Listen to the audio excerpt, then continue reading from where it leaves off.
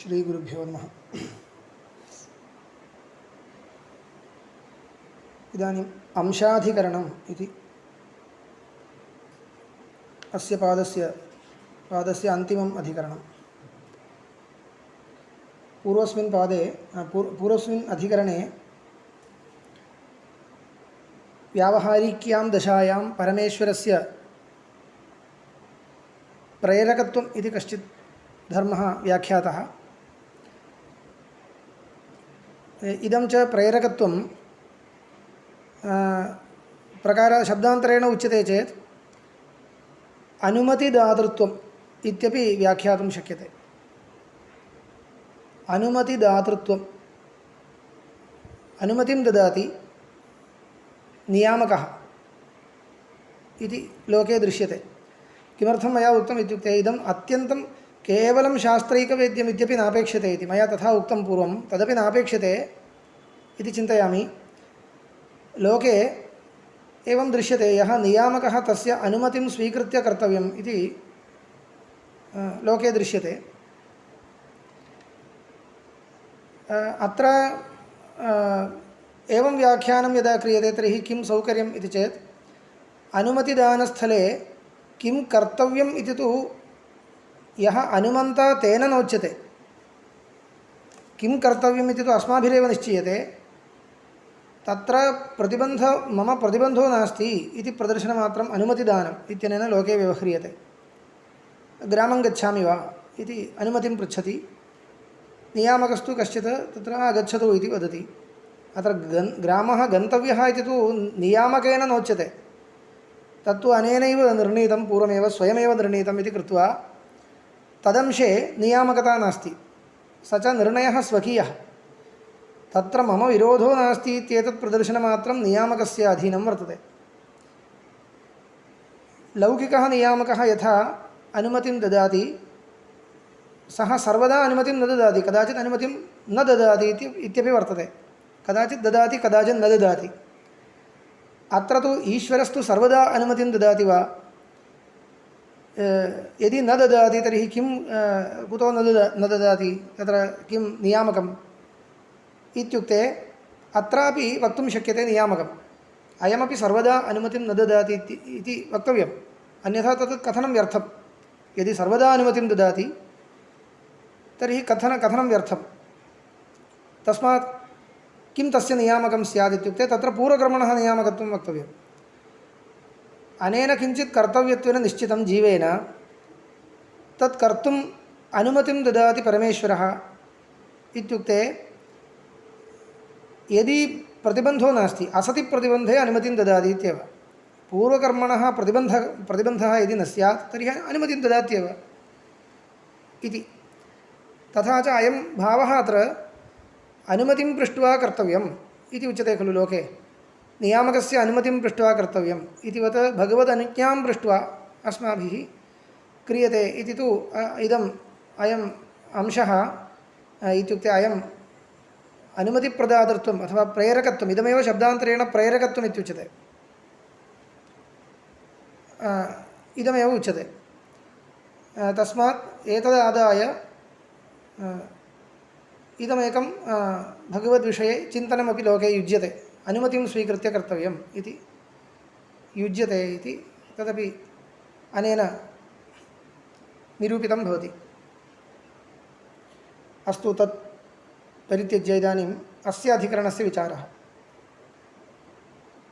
अंशो नानाव्यपदेशाद् अन्यथा चापि दाशकितवादित्वमधीयत एके इति दीर्घं सूत्रम्। अत्र एवमेव कश्चन अन्यः अंशः विचार्यते। जीवेश्वरयोः उपकार्योपकारकभावः उक्तः, स च सम्बद्धयोरेव लोके दृष्टः, यथा स्वामिभृत्ययोः यथा वा अग्निविस्फुलिङ्गयोः इति। इदम् अधिकरणं जीवेश्वरयोः अंशांशिभावनिरूपणाय आगतम्। जीवेश्वरयोः अंशांशिभावः इति कश्चन विषयः उपनिषत्सु प्रसिद्धः अस्ति। तस्य तात्पर्यं किम् इति विचार्यते। तस्य निरूपणं किमर्थम् इत्यपि आलोचनीयमस्ति। दीर्घम् अधिकरणं भवति। जीवेश्वरयोः उपकार्योपकारकभावः उक्तः, पूर्वमेव उक्तः। जीवेश्वरयोः उपकार्योपकारकभावो नाम ईश्वरः जीवस्य उपकारकः, जीवस्तु उपकार्यः इति।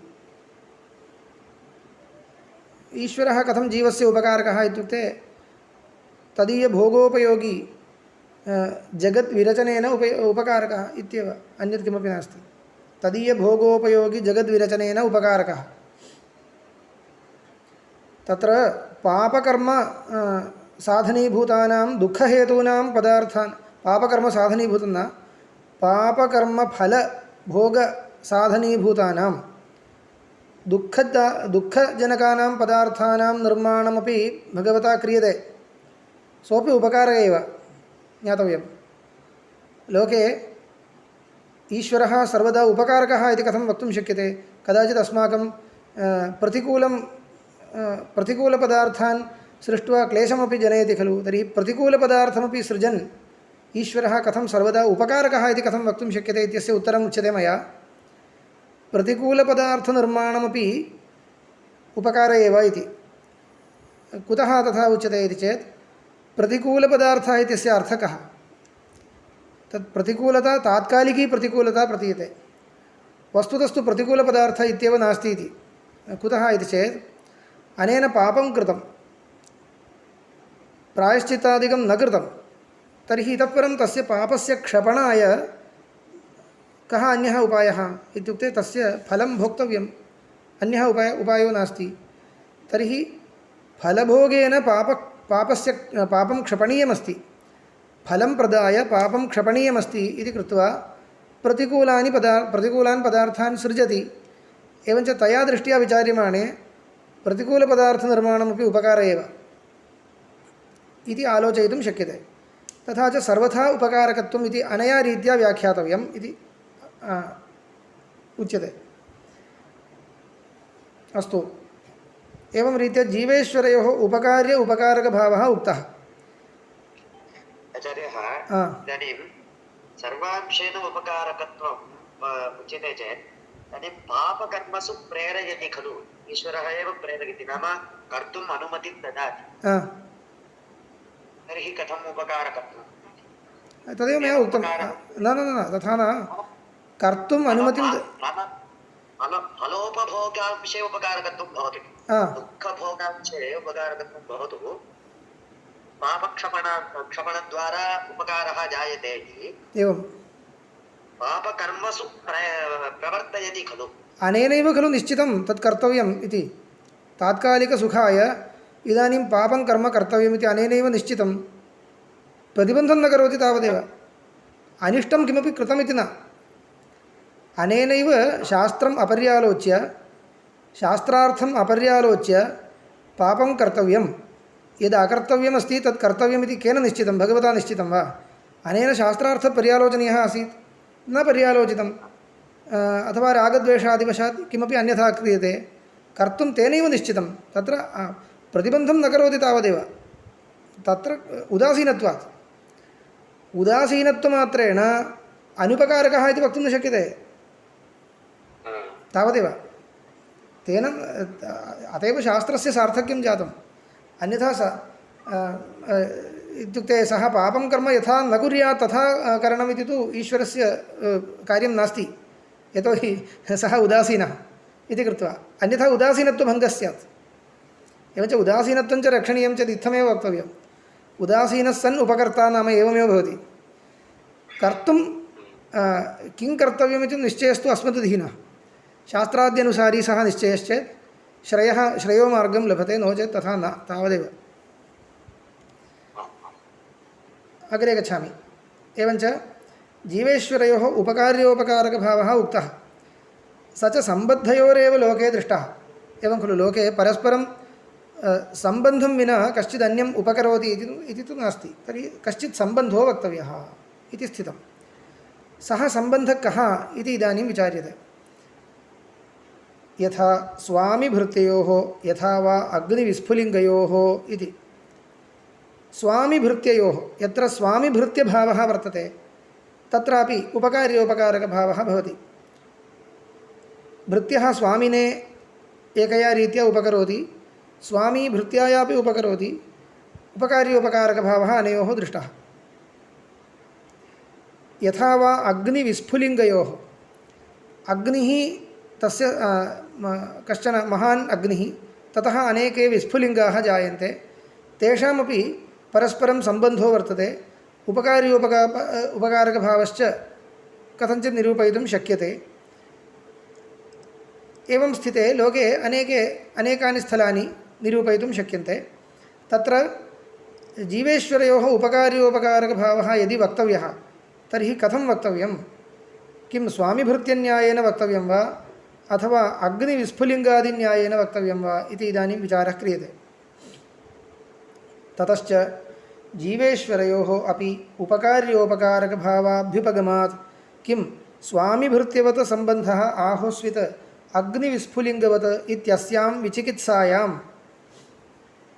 विचिकित्सा संशयः, अस्मिन् संशये प्राप्ते अनियमो वा प्राप्नोति अथवा स्वामिभृत्यप्रकारेष्वेव ईशित्रीशितव्यभावस्य प्रसिद्धत्वात् तद्विध एव सम्बन्धः इति प्राप्नोति। पूर्वपक्षः समाप्तः। पूर्वपक्षः समाप्तः। पश्यन्तु, अत्र अस्मिन् अधिकरणे स्वामिभृत्यभावेनैव जीवेश्वरयोः सम्बन्धो वक्तव्यः इति पूर्वपक्षः कृतः, सः निराक्रियते। एवं न वक्तव्यमिति उच्यते सिद्धान्तिना। इदमेव अत्र नूतनम् अस्मिन् अधिकरणे। सामान्यतः अस्माभिः यदा शास्त्रम् एतादृशं शास्त्रं यदि न पठ्यते, इदमेव शास्त्रं पठनीयम्, अन्यस्मिन् शास्त्रे अयं विषयः न लभ्यते। यदि न पठ्यते तर्हि एतद् अस्माभिः व्याख्यातुं न शक्यते। लोके यत्किमपि चिन्तयन्ति जनाः, परन्तु स्वामिभृत्यभावेन जीवेश्वरयोः सम्बन्धो न वक्तव्यः इति अस्मिन् अधिकरणे व्युत्पाद्यते। तत् शास्त्रीयं न भवति तत् चिन्तनम् इति। अतः सः एवमेव कल्पयन्ति, माध्वाः अपि तथैव कल्पयन्ति। तत्र आपत्तिः का इति उच्यते। आम्,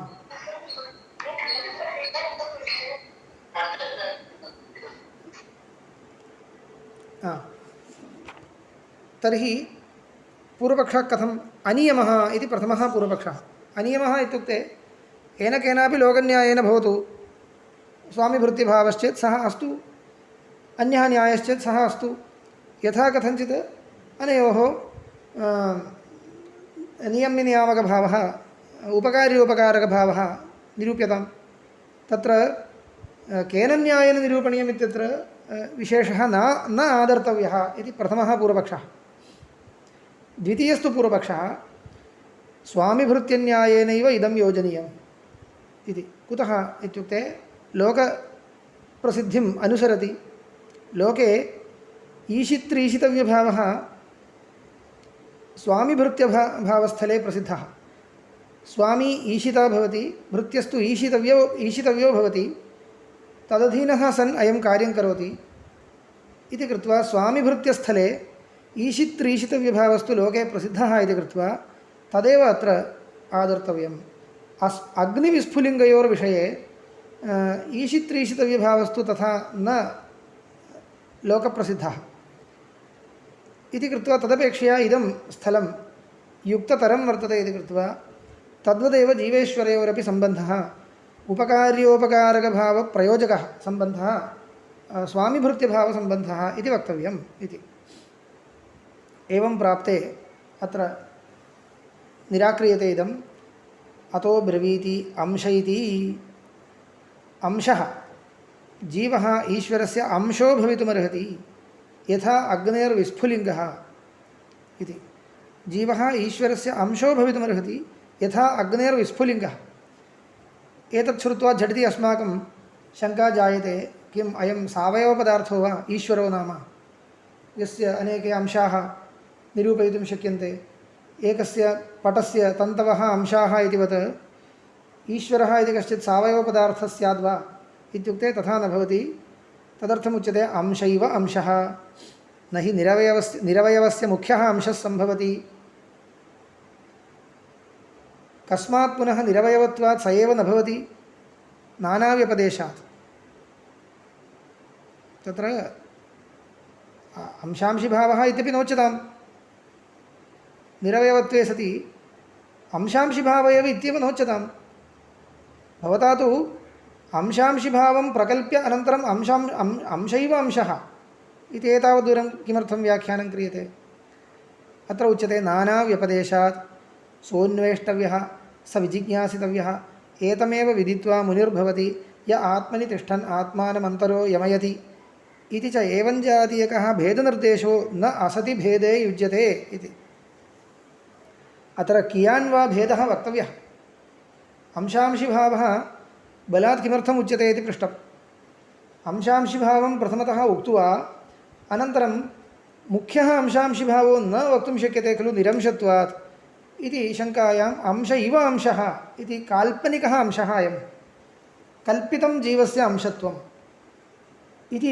एतावद्दूरं भवता व्याख्यानं क्रियते किमर्थम् अयं श्रमः अंशांशिभावः एव त्यज्यताम् इत्युक्ते तदर्थं समाधानमुक्तं तथा न कियानपि भेदः वक्तव्यः एव सर्वथा ऐक्यम् आदाय लोकव्यवहारः व्युत्पादयितुं न शक्यते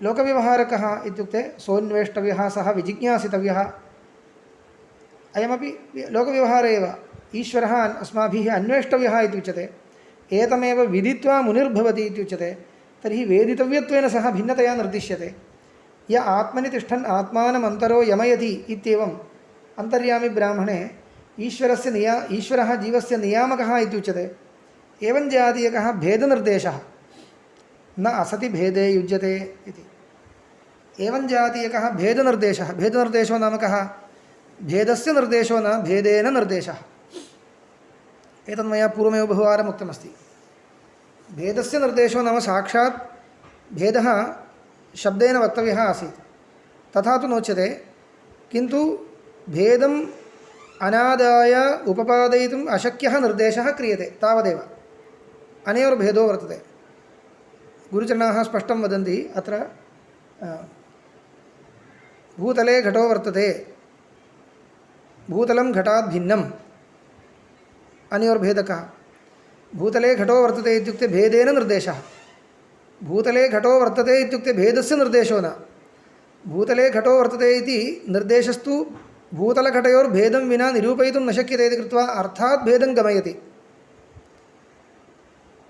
अयं भेदेन निर्देशः भेदस्य निर्देशो नाम साक्षात् भेदस्य उपदेशः जीवेश्वरौ भिन्नौ इति घटौ भिन्नौ इति वद् अपेक्षते जीवेश्वरौ भिन्नौ इति साक्षात् श्रुत्या निर्देशस्तु नास्ति जीवेश्वरयोर्भेदस्य निर्देशो नास्ति तर्हि भेदश्रुतिः इति परे वदन्ति तत् किम् आदाय वदन्ति इत्युक्ते साक्षात् भेदस्य उपदेशस्तु कुत्रापि नास्ति तथापि ईश्वरः जीवस्य नियामकः इति निर्देशो भवति अयं निर्देशस्तु भेदं विना अनुपपन्नः इति कृत्वा भेदः कल्पनीयः तदस्तु तच्च स च कल्प्यमानो भेदः साक्षात् श्रुत अभेद अविरोधेन कल्पनीयः अभेदस्तु साक्षात् श्रुतो वा इत्युक्ते अवश्यं श्रुतः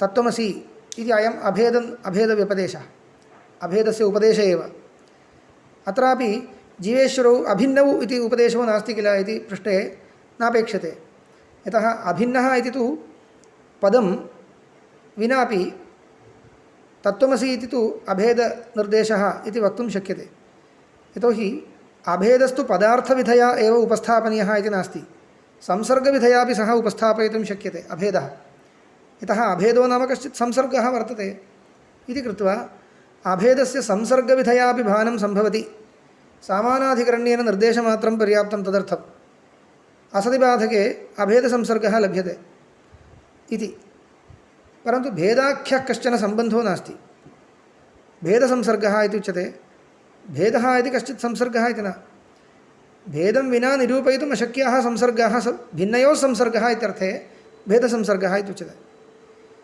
भिन्नयोरेव निरूपयितुं शक्यः संसर्गः संयोगः समवायः इत्यादिकं भिन्नयोरेव भवति इति कृत्वा एते सर्वे अभेदं विहाय सर्वेपि संसर्गाः भेदसंसर्गाः इत्युच्यन्ते तस्मात् भेदस्तु साक्षात् वक्तव्यश्चेत् पदार्थविधया एव वक्तव्यः तर्हि भेदपदं वक्तव्यम् अथवा भेदार्थकं पर्यायपदं वा वक्तव्यम् इत्यादिकम् उच्यते एव। तत्र एतेषां खण्डनकाले वदन्ति गुरवः वदन्ति, मया स्मारितं तावदेव, अत्र नानाव्यपदेशादित्यस्ति, नानात्वेन व्यपदेशः, नानाव्यपदेशः। नानात्वं नाम भेदः, नानात्वम् इति शब्दस्य भेदः इत्यर्थः। तर्हि भेदेन व्यपदेशः वर्तते, भेदम् आदाय निरूपणीयः व्यपदेशः। भेदमादाय इत्युक्ते आर्थिकः भेदः अत्र लभ्यते। आर्थिकस्तु भेदः कीदृशः कल्पनीयः, पारमार्थिकः कल्पनीयो वा इत्युक्ते न कल्पनीयः, श्रुत अभेद अविरोधेन कल्पनीयः इति कृत्वा भेदस्तु व्यावहारिको वा प्रातिभासिको वा सिद्ध्यति। नियम्यनियामकभावादिकं तु प्रातिभासिकभेदमादाय न घटते इति कृत्वा जीवेश्वरयोर्भेदः व्यावहारिकः इति सिद्ध्यति इति अस्माकं शास्त्रस्य व्यवस्था। तथा च एतदर्थं कश्चित् भेदो वक्तव्यः इति कृत्वा अंशांशिभावः अत्र आदरणीयः इति उक्तं। सोऽपि काल्पनिकः अंशः एव वक्तव्यः, काल्पनिक एव अंशांशिभावो वक्तव्यः, न तु वास्तविकः अंशांशिभावः। कुतः? निरवयवत्वात् इति च उक्तं। ननु च अयं नानाव्यपदेशः सुतरां स्वामिभृत्य सारूप्ये युज्यते इत्यत आह अन्यथा चापि इति। अत्र नानाव्यपदेशः, नानात्वेन व्यपदेशः, भेदेन व्यपदेशः, पूर्वोक्ताः नियम्यनियामकभावादयः ये भवन्ति, तेषाम् उपपादनाय पूर्वपक्षिणा उक्तरीत्या स्वामिभृत्यभाव एव आश्रीयताम्, किमर्थम् अंशांशिभाव एव यत्नेन आश्रीयते इत्यत आह अन्यथा चापि इति सूत्रव्याख्यानम्। अन्यथा चापि दाशकितवादित्वम् अधीयत एके इति। इदं किम्? अन्यथा चापि एके अधीयते। किम् अधीयते? अधीयते पठन्ति। अधीयते इति कर्तरिप्रयोगः, कर्मणि प्रयोगो न। अधीते, अधीयाते, अधीयते बहुवचनं तत्, एकवचनमपि न। अन्ये, अन्यथा चापि एके, केचन शाखिनः किं पठन्ति? अन्यथा चापि पठन्ति। अन्यथा चापि इत्युक्ते कोऽर्थः? नानात्वं विनापि इत्यर्थः।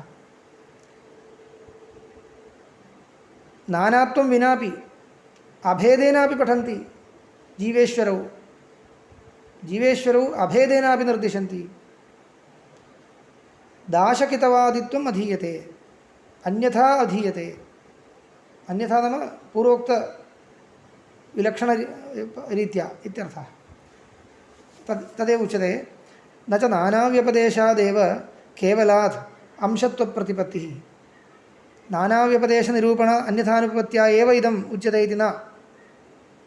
अंशांशिभाव एव अत्र वक्तव्यः इत्यत्र आग्रहः कुतः इत्युक्ते भेदव्यपदेशान्यथानुपपत्त्या इदमुच्यते इत्येतावन्मात्रं न मन्तव्यम्।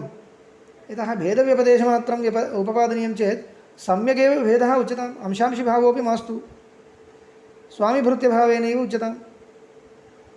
घटपटयोरिव स्वाभाविकः भेदः उच्यताम् इत्युक्ते तदपि न शक्यते। यतोहि अन्यथा चापि अधीयते। तदेव किं तर्हि अन्यथा चापि व्यपदेशो भवति अनानात्वस्य प्रतिपादकः इति। अनानात्वस्यापि प्रतिपादकाः व्यपदेशाः अत्र भवन्ति जीवेश्वरयोर्विषये। तथा हि एके शाखिनः दाशकितवादिभावं ब्रह्मणः आमनन्ति आथर्वर्णिकाः ब्रह्मसूक्ते। आथर्वणसूक्ते दाशकितवादिभावं ब्रह्मणः आमनन्ति। दाशकितवादिभावं नाम किं? भावो नाम कः? ब्रह्मदाशाः, ब्रह्मदासाः, ब्रह्मैवेते कितवाः इत्यादिना।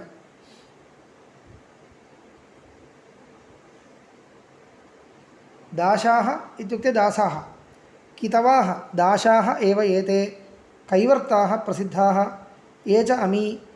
दाशाः इत्युक्ते दासाः इति न, कैवर्ताः। दाशाः य एते कैवर्ताः प्रसिद्धाः। भाष्यकारैरेव अर्थः उक्तः। कैवर्ताः, कैवर्ताः नाम के? तत्र गीतायां मङ्गलश्लोकेषु आगच्छति खलु, कैवर्तकः केशवः इति। कैवर्तकः कैवर्तः नाम नदीतरणाय नौकां वहति खलु कश्चित्, सः कैवर्तः इति उच्यते। अनन्तरं दासाः, ये चामी दासाः, दासाः नाम भृत्याः इत्यर्थः। ये च अन्ये कितवाः, कितवाः नाम के, द्यूतकृतः, द्यूतक्रीडां ये कुर्वन्ति ते कितवाः। एतत् अत्यल्पम् उक्तं, बहु वर्तते, बहु वक्तुं शक्यते। तत्र समग्रं श्रीरुद्रमपि स्वीक्रियतां, तत्र सर्वात्मत्वम् उक्तं, सर्वे तत्र साक्षात् तदेव इदमिति नोक्तं, परन्तु नमः नमः इति कथनेन ब्रह्मभावः उक्तः। बहूनां बहूनां बहूनां बहूनां तत्र केषामिति नियामकमेव नास्ति, यत्किञ्चित् मुखे आगतम् उक्तमिव तद् तत्र वर्तते, कश्चित् क्रमोऽपि नास्ति। तद्वत् तत्र दृश्यते बहुत्र। इदं किं भवति इत्युक्ते एते तु जीवा एव, जीवानां ब्रह्मत्वोपदेशे ब्रह्मत्वे इदमपि तात्पर्यग्राहकं भवति इत्युच्यते। तत्त्वमसि वाक्यम् उदाहर्तुं शक्यमासीत्, तदपि परित्यज्य इदम् उदाहृतं सूत्रकारैः। तर्हि ब्रह्मदासाः ब्रह्मैवेते कितवाः, एते सर्वे आरोपितदासत्ववन्तः वा दासत्ववन्तो वा कितवत्ववन्तो वा भवन्ति, तेषामपि पारमार्थिकं स्वरूपं तदेव इति खलु अर्थः वक्तव्यः। अन्यः कः अर्थः वक्तुं शक्यते? एते सर्वे ब्रह्मनियम्याः इत्यर्थः इत्युच्यते चेत् मुख्यार्थस्त्यक्तः, सामानाधिकरण्यनिर्देशः अनुपपन्नः स्यात् इति। विशिष्य तत्त्वमसि इत्युपदेशोऽपि यदा वर्तते अन्यत्र, तर्हि तदानुगुण्येनैव इमाः श्रुतयः व्याख्यातुं युक्ताः इति। अन्ततो गत्वा किं भवति, दाशकितवादित्वमधीयते इति अयम् अंशः जीवब्रह्मणोरैक्यसूचकतया उपन्यस्तः इति ज्ञातव्यं, तावदेव। ये चान्ये कितवाः द्यूतकृतः ते सर्वे ब्रह्मैव इति हीनजन्तूदाहरणेन सर्वेषामेव नामरूपकृतकार्यकरणसङ्घातप्रविष्टानां जीवानां ब्रह्मत्वमाह इति। एतेषां सर्वेषां पारमार्थिकं ब्रह्मैक्यं सूचितमस्ति। तथा अन्यत्रापि ब्रह्मप्रक्रियायामेव अयमर्थः प्रपञ्च्यते। ब्रह्मप्रक्रिया नाम ब्रह्मप्रकरणम् इत्यर्थः। प्रक्रियाशब्दस्य प्रकरणम् इत्यर्थः। प्रक्रियते अस्मिन् इति प्रक्रिया प्रकरणं। ब्रह्मप्रकरणे ब्रह्मबोधनाय आरब्धे ग्रन्थसन्दर्भे किमुच्यते?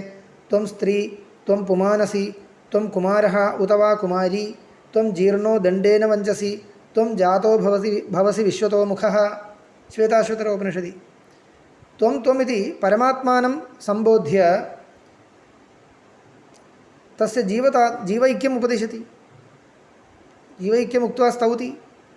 यद्यपि इदं स्तुतिवाक्यम् इव वर्तते, तथापि वस्तुतः जीवब्रह्मैक्यबोधनाय तत्त्वमसि इति यदा उपदेशः अन्यत्र वर्तते, इदमपि तद आनुगुण्येनैव नेतुं योग्यं। कथम् उच्यते? त्वं स्त्री, त्वं पुमानसि इत्यनेन त्वं स्त्री अपि असि पुमानप्यसि इति कथनेन लिङ्गकृतं वैलक्षण्यं तस्मिन् नास्ति। त्वं कुमारः उत वा कुमारी इत्यपि तदेव उच्यते। कुमारत्वम् उक्तं, कुमारीत्वम् उक्तम्, अनन्तरं त्वं जीर्णो दण्डेन वञ्चसि इति वृद्धत्वम् उक्तम्। एवञ्च शरीरकृत अवस्थाभेदः कस्य वर्तते? जीवस्यैव वर्तते।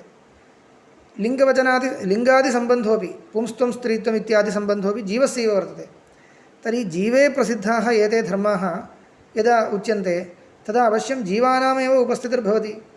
जीवानाम् उपस्थितिं सम्पाद्य सामानाधिकरण्यनिर्देशेन त्वमेव तदसि इति कथनेन ऐक्यं सूच्यते इति। जीर्णो नाम वृद्धः भूत्वा दण्डेन वञ्चसि, वञ्चसि इत्यस्य गच्छसि इत्यर्थः। वञ्चसि इति शब्दस्य गच्छसि इत्यर्थः। दण्डमादाय गच्छसि, दण्डमादाय गच्छन् वृद्धोऽपि त्वमेव, कुमारोऽपि त्वमेव, कुमारी अपि त्वमेव। इयं रीतिः सर्वत्र स्तोत्रेष्वपि बहुलम् उपलभ्यते। सर्वमेतत् जीवब्रह्म ऐक्यं पारमार्थिकम् इति ये वदन्ति तेषाम् अस्माकम् इदम् अत्यन्तम् अनुगुणमेव अस्ति। एतादृशं स्तोत्रमपि अनुगुणमेव भवति इति। सर्वाणि रूपाणि विचित्य धीरो नामानि कृत्वा अभिवदन् यदास्ते इति च। सर्वाणि रूपाणि विचित्य धीरः, नामानि कृत्वा अभिवदन् व्यवहरन् आस्ते तर्हि व्यवहरन् यः आस्ते सः त्वमेव इति एवम् उद्देश्यविधेयभावः लभ्यते। नान्योतोऽस्ति द्रष्टा इत्यादि श्रुतिभ्यश्च अस्य अर्थस्य सिद्धिः। द्रष्टृन्तरं परमार्थतो नास्ति। द्रष्टृत्वादिकं कस्य प्रसिद्धं? द्रष्टृत्वं, मन्त्रत्वं, श्रोतृत्वं, विज्ञातृत्वं। नान्योतोऽस्ति द्रष्टा, श्रोता, मन्ता, विज्ञाता एते धर्माः जीवस्य प्रसिद्धाः। तर्हि एतैः धर्मैः जीवम् उपस्थाप्य त्वमेव इति निर्देशो वर्तते। अन्यः नास्ति। द्रष्टा, श्रोता, मन्ता द्रष्टृत्वेन, श्रोतृत्वेन, मन्त्रत्वेन, विज्ञातृत्वेन उपलभम् अत्र शरीरे उपलभ्यमानः यः पदार्थो वर्तते जीवो नाम सः त्वदपेक्षया अन्यो न इत्येव अन्तर्यामी ब्राह्मणे वर्तते इत्यादि श्रुतिभ्यश्च अस्यार्थस्य सिद्धिः। चैतन्यञ्च विशिष्टं जीवेश्वरयोः यथा अग्निविस्फुलिङ्गयोरौष्ण्यम्। अग्निविस्फुलिङ्गयोरुभयोरपि भेदो नास्ति। अग्नेरेव एकः भागः, अग्निरेव सः। उभयोः स्वरूपं समानं दृश्यते। अतः भेदाभेदावगमाभ्याम् अंशत्वावगमः इति। नियम्यनियामकभावादिप्रयुक्तः भेदोऽपि उपलभ्यते। एतादृशश्रुतिबलात् अभेदोऽपि उपपद्यते। उभयम् उपपादनीयं चेत् किं कर्तव्यम्? अंशांशिभावमादाय इदम् उपपादनीयं, न तु स्वामिभृत्यभावमादाय। कुतः? स्वामिभृत्यभावमादाय यदि उपपाद्यते दोषद्वयं भवति। एकं तु स्वामिभृत्योः भेद एव, अभेदस्तु सर्वथा नास्त्येव स्वामिभृत्योः। तस्मात् भेदश्रुतीनामेव उपपादनं कर्तुं शक्येत, न तु अभेदश्रुतीनाम् इति एको दोषः। अपरो दोषस्तु स्वामिभृत्यभावः जीवेश्वरयोः सर्वथा न युज्यते। कुतः? भृत्यस्तु स्वामिने उपकरोति। भृत्यसकाशात् भृत्यः किमर्थं स्थापितः स्वामिना इति पृष्टे वक्तव्यं। तस्य कर्मणा ममापि कश्चन उपकारः अस्ति, एतदर्थं धनं दत्त्वा सः स्थापितः इति। तद्वत् वयं यदि परमात्मनः भृत्याः स्याम तर्हि अस्माभिः क्रियमाणेन कर्मणा परमात्मनः कश्चित् उपकारः प्रापणीयो वर्तते इत्येव अर्थः स्यात्। यद्येवं भवति तर्हि परमात्मनः नित्यतृप्तत्वादिभङ्गः भविष्यति। जीवकृतम् उपकारं प्राप्यैव परमात्मना स्थातव्यम् इत्युच्यमाने तत्र तेनापि किमपि प्राप्तव्यमिति भविष्यति। तर्हि नानवाप्तम् अवाप्तव्यम् इति तु न स्यात्। अतः नित्यतृप्तत्वादिभङ्गः भविष्यति। तस्मात् स्वामिभृत्यभावः अत्र न युक्तः एव। तर्हि किं वक्तव्यं भवता? तत्र पश्यन्तु, ईश्वरार्पणबुद्ध्या कर्मानुष्ठानम् इति गीतायां प्रसिद्धम्। ईश्वरार्पणभावेन कर्मानुष्ठानं नाम किं? मदीयं कर्मफलं सर्वम् ईश्वरस्य भवतु इत्युक्ते ईश्वरस्य मदीयेन कर्मफलेन किं भविष्यति? मदीयं कर्म ईश्वरस्य किमर्थमपेक्षते? नैव नापेक्षते एव। तर्हि तस्यापि यथाश्रुतार्थो नास्ति इत्येव। ईश्वरार्पणबुद्ध्या इत्युक्ते मम कर्मफलं ममैव, ईश्वरस्य न। परन्तु कर्मणः कीदृशं फलं मम हितं करोति इति तु मया न ज्ञायते। यत् फलं प्राप्यमानं सत् मम हितं भवति तन्निश्चित्य दीयतां तावदेव इति अभिप्रायः। ईश्वरार्पणबुद्ध्या इत्युक्ते फलनियन्ता स एव अहं न इति निश्चित्य एकः निश्चयः अयं, फलस्य नियन्ता स एव अहं न, अयमेकः निश्चयः अपेक्षते। द्वितीयः निश्चयः मम इदमेव फलम् अनुगुणम् इत्यपि मम न ज्ञायते। तर्हि यत् हितकरं मम तद्दातुं तस्यैव अधिकारः मम नास्ति। एतन्निश्चयपूर्वकं कर्मानुष्ठानम् ईश्वरार्पणबुद्ध्या कर्मानुष्ठानम् इति उच्यते। संक्षेपेण उच्यते चेत् एतावदेव, अन्यत् किमपि नास्ति। तर्हि अत्र ईश्वरे अर्प्यते इत्यस्य कोऽपि अर्थः नास्ति। ईश्वरे अर्प्यते नाम तत् स्वीकृत्य नियामकः स एव, नियमनाधिकारः तस्यैव, मम न। किं फलं मम अपेक्षते इत्यत्र नियमने मम अधिकारो नास्ति, सर्वथा नास्ति इति अयम् एतादृशनिश्चयपूर्वकं कर्मानुष्ठानम् इत्येतावदेव विवक्षितम् इति वक्तव्यं। तर्हि अत्रापि ईश्वरः मया उपक्रियते इति तु नास्ति। मया ईश्वरस्यापि कृते कश्चन उपकारः क्रियते इत्युक्ते इदं धार्ष्ट्यमेव खलु भवति, सर्वथा धार्ष्ट्यमेव भवति। तस्मात् स्वामिभृत्यभावस्तु सर्वथा भक्त्यर्थमपि नोपयुज्यते इत्येव। भक्त्यर्थमपि नोपयुज्यते, सर्वं विकलं कृतं परैः, ते एव भक्ताः इति मन्यन्ते। विकलं कृतम् इत्येव वक्तुं मम इदं नास्ति, अधैर्यं नास्ति। कुतः एतद् अन्यथानुपपत्या ते परे किं कल्पयन्ति, परे वेदान्तिनः ईश्वरस्य भोगमपि कल्पयन्ति, भोगं कल्पयन्ति ईश्वरस्य। जीवकृतकर्मणा ईश्वरः किञ्चित् स्वीकरोति, स्वीकृत्य भोगम् अनुभवति, जीवेन उपकर्तव्यम् ईश्वरस्य वर्तते इत्येव वदन्ति। तर्हि कथं नित्यतृप्तत्वम् इत्युक्ते स्वकीयां तृप्तिं सम्पादयितुं तस्य सामर्थ्यमस्ति इत्येतावन्मात्रेण नित्यतृप्तत्वं वक्तव्यं। स्वकीयां तृप्तिं सम्पादयितुं यथा भृत्यान् निकटे संस्थाप्य तस्य स्वकीयम् स्व आज्ञानुवर्तिनः सर्वान् कृत्वा स्वकीयम् अपेक्षितम् उपकारं सर्वथा आर्जयितुं कश्चित् प्रभुः समर्थः लोके, तद्वदेव ईश्वरोऽपि समर्थः, स्वेच्छया सह अन्यान् नियमयति इत्येवं रीत्या तस्मात् सामर्थ्यवत्वमात्रेण नित्यतृप्तत्वं कल्पयन्ति। एवञ्च ईश्वरोऽपि भगवानपि अस्माकं कर्मणा उपकारं प्राप्नुवन्नेव वर्तते इत्येवं अन्ये कल्पयन्ति। तत्सर्वं किं भवति, अयं निर्णयः अस्माकं न शोभते, शास्त्रानुसारिणां न शोभते इत्येव वक्तव्यं। कस्मिन्नपि अन्यस्मिन् दर्शने तथा नोक्तं, तदपि वक्तव्यं खलु। अतः स्वामिभृत्यभावेन योजनं तु अशक्यम्। एकम् अंशं तत्र योजयामि। एवं यदा उच्यते कदाचित् पुराणविरोधो भवति इत्येव एकः आक्षेपः कर्तुं शक्यते, कर्तव्यश्चेत् कर्तव्यः। पुराणेषु तत्र तत्र स्वामिभृत्यभावेन व्यवहारो वर्तते। हनूमदादीनां रामचन्द्रादि सकाशे भृत्यभावेन व्यवहारस्तु बहुलं दृष्टः। कृष्णाद्यवतारेपि अनेके भृत्यभावेन व्यवहरन्ति इति दृश्यते।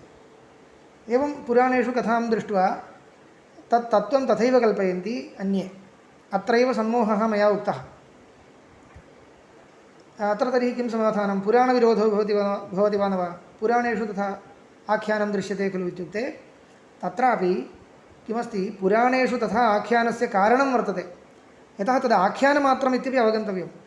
परमात्मा एव परमात्मरूपेण तत्र न वर्ण्यते, किन्तु मानुषं भावम् आपन्नः सन् वर्ण्यते। तद्वर्णनं तथैव स्वीकर्तुं युक्तं वा? यदि तथा स्वीक्रियेत, भगवतो रामचन्द्रस्य रोदनमपि दृष्टं, तर्हि ईश्वरस्य दुःखं भवति इत्यपि कल्प्यताम्। तन्नेष्यते इत्युक्ते तत्र कुतः नेष्यते? वैरं दृष्टम् ईश्वरस्य, श्रीरामचन्द्रस्य परशुरामेण सह कोलाहलः दृष्टः। एवं सर्वं तथैव कल्प्यतां। सर्वं यद्यत् तत्र अवतारमूर्तिना आचरितं तत्सर्वं तत्र वास्तविकं कल्प्यते वा? न कल्पयित, तत् कस्यापि कल्पयितुं न युक्तम् इति स्थिते पुराणेषु आख्यानं मानुषीं तनुमाश्रित्य यत् किञ्चित् आचरितं तत् मानुषभावेन व्याख्यायते। यदा मानुषं भावम् आश्रित्य व्याख्यानं कुर्वन्ति, आख्यानं कुर्वन्ति, कथां वर्णयन्ति पुराणकाराः, तदानीं पात्राणामपि तादृशस्वभावः। लौकिकप्रभुः यथा भृत्यान् नियमयति तद्वदयं नियमयति। तत्सकाशे अन्ये ये व्यवहरन्ति ते भृत्यरूपेण व्यवहरन्ति इत्यपि तत्र वर्णनम् उपलभ्यतां तावदेव। अस्माभिस्तु इदानीं शास्त्रीयं तत्त्वं यदा निर्धार्यते तद् व्यावहारिकं तत्त्वं निर्धार्यते चेदपि इदानीं तु पारमार्थिकं तत्त्वं नोच्यते। ईश्वरस्य पारमार्थिकस्वरूपम् इदानीं न वर्ण्यते, किन्तु व्यावहारिकमेव नियामकत्वादिविशिष्टं स्वरूपं यदा वर्ण्यते तदानीमपि नियामकत्वान्यथानुपपत्त्या यावन्तः अंशाः व्यावहारिकाः भवितुमर्हन्ति ते एव कल्पनीयाः व्यावहारिकाः। सम्यक् नैयायिकैः किं कृतं, ज्ञानम् इच्छाकृतिः तावदेव अस्ति, अन्यत् किमपि नास्ति इत्युक्तवन्तः खलु। ते एव धैर्यशालिनः, अन्यत् किमपि नोक्तं।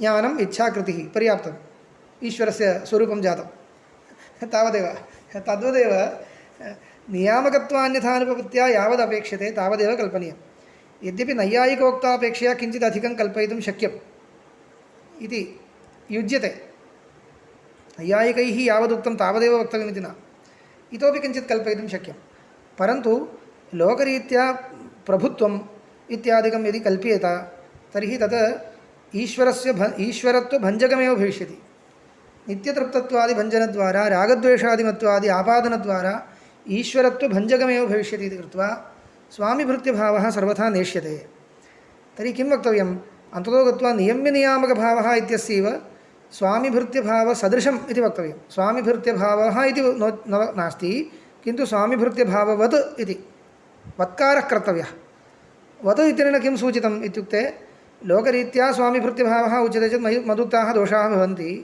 अतः तत् परित्यज्य तद्वत् इति वक्तव्यं तद्वत् नाम तत्र यथा नियम्यनियामकभावो दृष्टः तावन्मात्रेण स्वामिभृत्यभावः इति वक्तव्यम् इत्युच्यते चेत् व्यर्थं जातं यतः सर्वथा तव उपपादनमेव व्यर्थं जातं कुतः नियम्यनियामकभावान्यथानुपत्त्या जीवेश्वरयोः कः सम्बन्धः कल्पनीयः नियम्यनियामकभावप्रयोजकः सम्बन्धः कः इत्येव विचार्यते तदानीं नियम्यनियामकभाव एव इति न वक्तव्यम् अन्यः सम्बन्धो वक्तव्यः श्रुतौ उच्यमानस्य जीवेश्वरयोर्नियम्यनियामकभावस्य प्रयोजकीभूतः सम्बन्धः कः इति विचार्यमाणे तदर्थं सम्बन्धान्तरं यदा मृग्यते तदानीं सम्बन्धान्तरमेव वक्तव्यम् इति कृत्वा अंशांशिभाव एव अत्र वक्तुं युक्तः इति एतावत् अत्र प्रसङ्गात् अवगन्तव्यमिति कृत्वा उक्तम् अतः तथैव समर्थितं भाष्यकारैः कुतश्च अंशत्वावगमः मन्त्रवर्णाच्च मन्त्रवर्णश्च एतम् अर्थम् अवगमयति तावान् अस्य महिमा ततो ज्यायांश्च पुरुषः पादोस्य सर्वाभूतानि त्रिपादस्यामृतं दिवि इति